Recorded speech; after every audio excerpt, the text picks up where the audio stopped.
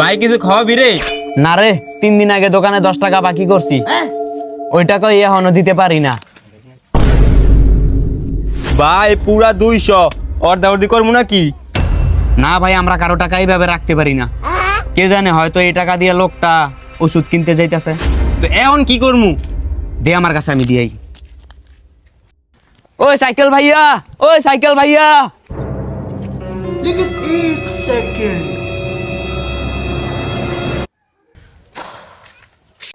সত্যি কি টাকা দিয়েছ নাকি ক্যাশ দিয়ে বিকাশে টাকা নিছ?